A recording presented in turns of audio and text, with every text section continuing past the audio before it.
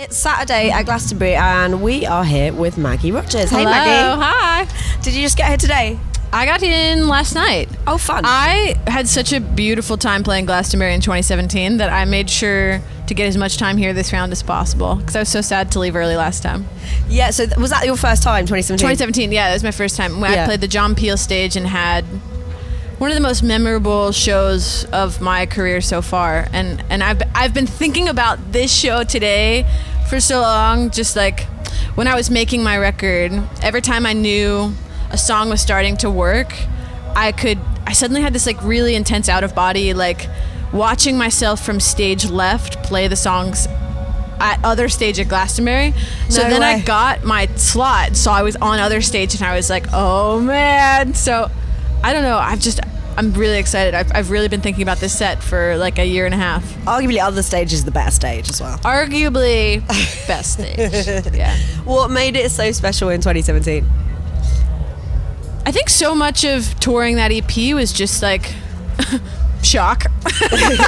There was so much changing in my life so quickly that I was just like I was sort of just constantly overwhelmed by the experience. And even just seeing anybody come out to see my music. But I remember the John Peel stage, there were just like people as like overflowing into the sides of the tent as far as they could go, and they had flags, and there was this incredible sense of community, which is Glastonbury is unlike any other festival I've ever experienced because of that reason. Yeah. I think so much because the camping is built in with the festival. I think it really changes the vibe. And so I just remember being on the John Peel stage and looking out, and it really just being like completely unfathomable. And now I'm slightly more used to it, but still I think today's going to be the biggest show I've ever played. Amazing. Yeah. And I think this festival is really special because there's just so many weird things so going special. on. Yeah, it's kind of the anti-Coachella. Not to hate on Coachella, but it's like we're so far in the middle of nowhere and there is really no glam option here, you know? And everyone's kind of in it, and even just walking around last night, it's really special how all ages it is. Like, it makes it have a much wider community feel because it's not just like kids in high school or kids in college. Like, you know, you see mothers pushing strollers, you see older couples holding hands who've maybe been here for a long time. Like, it feels really multi-generational. For sure. Have you been up to the healing fields or anything? No, I'm so excited. I mean, last time I was here, I had a really good walk around, but I feel like there will always be parts of Glastonbury I never ever find or see. Even last night, wandering home, I found my way into some like magical tree house that was lit up, and there was a fire. And also, nowhere in the United States could there be like an open pit fire that is like always burning. Like, it's total magic. So you've had a big year. Yeah. Released your album in January. What's life been like since then? Everybody said that things would change when the record came out, and I think I was like, no. Just because everything had already changed so much that what more could change. But I don't know. It's hard to sort of put into words. Things just keep growing, and I think it's finally at a pace that I'm ready for. But as soon as I get used to something or get comfortable, it shifts again. Yeah, which is maybe just life. You know, I think the more I think that the biggest hallmark of these past couple of years for me has been like every time I think that something about my experience is super unique and super singular. Yeah. It is, but also like a lot of what I've been through is just like what you go through when you graduate from college. You know, it's like you make new friends, you have a new job, you find a new home. Like, I've been going through a lot of those same things. It just looks really different. You know, the home is a tour bus and the like new job is as a pop star. And like, you know, it's a little different, you know. It's quite a good job to have straight out of college. Oh, I will. Yes, I'll take it. Yeah, with a lot of gratitude. Has there been one special moment, or has it just been a kind of whirlwind? Well, maybe today. I think today's going to be really special. Like I said, I've been thinking about this show. This show was so, you know, this record I really made to play live. Like the EP I think I made in my bedroom. Yeah, sure. I've been thinking so much about music and the space it's created for, and I really made this record to be played live, to be played at festivals, because that's what my life was for the year and a half leading up to making the record. Yeah. So I really thought about this show, about this stage, about this festival every day when I was making the record. So there's a really powerful sort of culmination. And as I'm prepping for the show, I've been thinking a lot. You know, at a certain point, you do get a little like, I've been playing the show for a little over a year, so it's not boredom, but it's just like I know the set really, really well at this point. Sure. And it can be really easy to just sort of like, you get up, you play your show, like whatever, you just like do your thing. My band's really locked, we know the drill, and I've been really trying to ground and think about like my first show ever in London at O'Meara 2 years ago, Sure, or yeah. like think about me as a 14-year-old writing songs in my bedroom, or really try and get some perspective, because the one thing that happens when you tour this much is your memory gets really funky.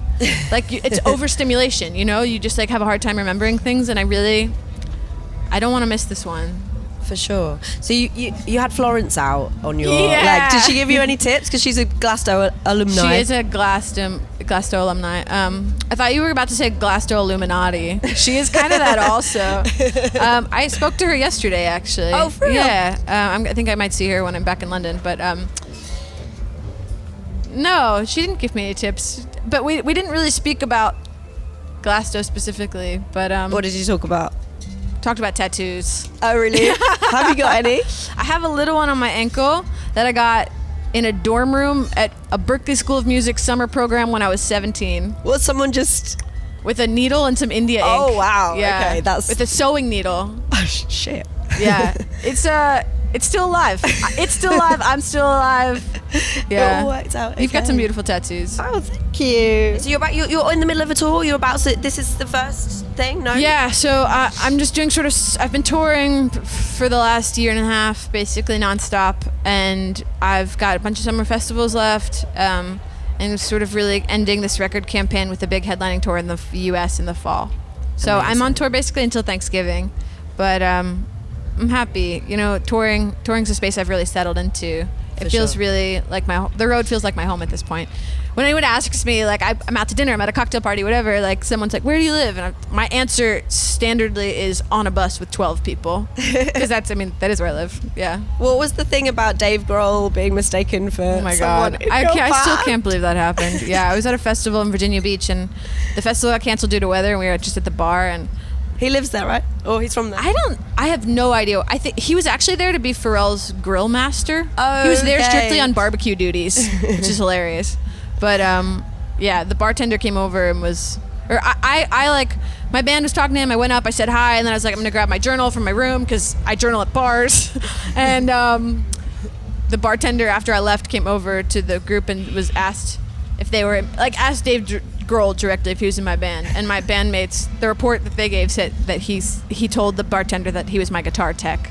So Which I think good. is really classy. Yeah. So I mean, for a founder of rock and roll, in some degree, you know, like, yeah, for sure. it's really, really classy. Are you a fan? Foos fan? Yeah, of course. Yeah, and especially of Nirvana as well. You know. Yeah, of course. But he was buying everybody at the drink beers or everybody at the bar beers, and yeah, real cool dude.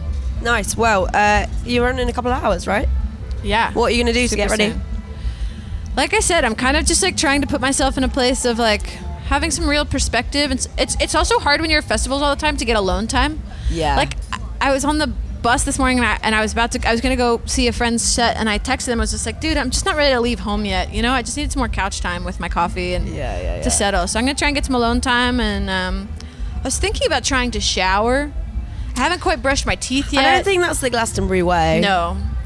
So I'm telling myself anyway. Yeah, it really is just to live in your sweat, which I'm pretty comfortable with. I'm not against it. Yeah. So I don't know. A little bit of glitter, essential. Nice. I think having an element of something playful is really important. And is there anyone you want to see today? I will be front and center at Sharon Van Etten's show. I'm very Brilliant. excited to see her, and I have had a poster of the Killers on my childhood bedroom door since God, I don't know when. And I remember being in the pit to see them play on the Day and Age tour in Amazing. Washington D.C. in 2010 or 11. So I'm really excited to see the Killers. Perfect. Well, have a great show, Maggie. Thank you so And much. thanks for talking to us. Yeah, see you later. Take care. Cheers.